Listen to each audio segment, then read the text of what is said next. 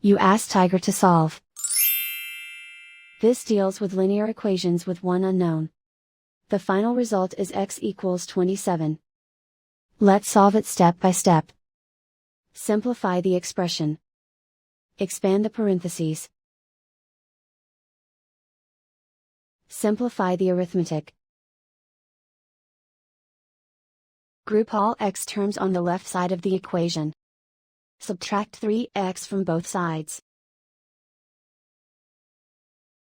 Group like terms. Simplify the arithmetic. Group like terms. Simplify the arithmetic. Group all constants on the right side of the equation. Add 20 to both sides. Simplify the arithmetic.